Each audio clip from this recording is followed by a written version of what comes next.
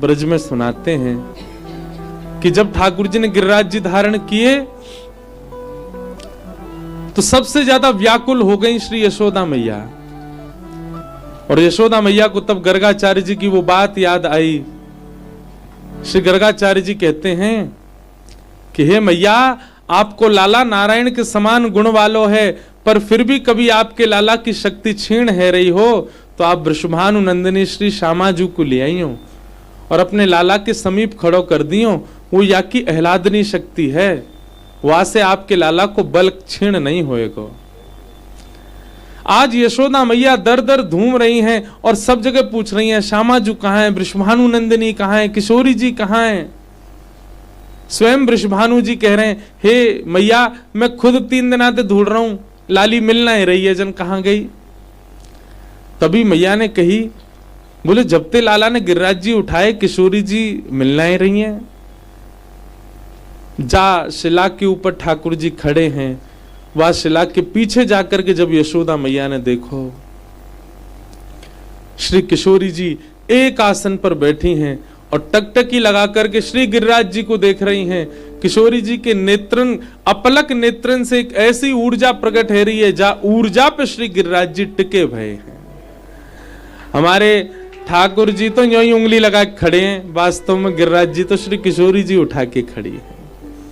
और असली गिरधर लाल तो हमारी श्यामाजू है। अच्छा एक बात बताएं आपको, जो श्रीनाथ जी का स्वरूप है ना, हमारे गिरधर लाल जी का जो स्वरूप है कैसा है, ऐसे उसमें जो भुजा है ना, ये ठाकुर जी का जो बाम अंग है वो श्री किशोरी जी हैं।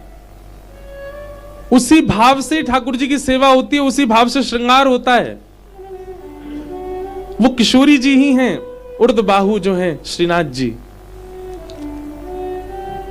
महाप्रभु जी को रास का दर्शन हो रहा है, बहुत ध्यान से सुनना। और रास में श्री किशोरी जी उर्द बाहु होकर के नृत्य कर रही हैं, दोनों भुजा उठा के नृत्य कर रही हैं। श्याम सुंदर कटी पे हाथ रख के नृत्य कर रहे हैं और दोनों नृत्य करते करते करते करते जैसे ही समीप आए तो श्री श्याम सुंदर और किशोरी जी दोनों चैतन्य हैं, जड़ नहीं है हमारे भांति, चैतन्य दोनों जैसी समीप आए तो अर्ध श्याम सुंदर किशोरी जी में और आधी किशोरी जी श्याम सुंदर में प्रविष्ट हो गए और रूप प्रकट है गयो श्रीनाथ।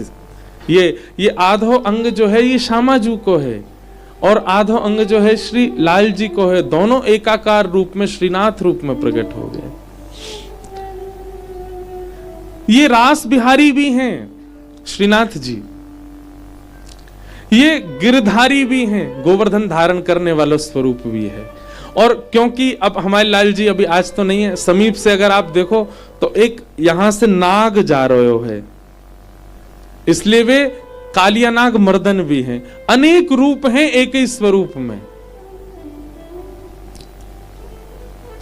कोई ने मुझसे पूछे कि श्रीनाथ जी त्रिभंगी क्यों नहीं है, जैसे हमारे राधारमण राधा वल्लभ और श्री बिहारी जी त्रिभंगी हैं, श्रीनाथ जी त्रिभंगी क्यों नहीं है?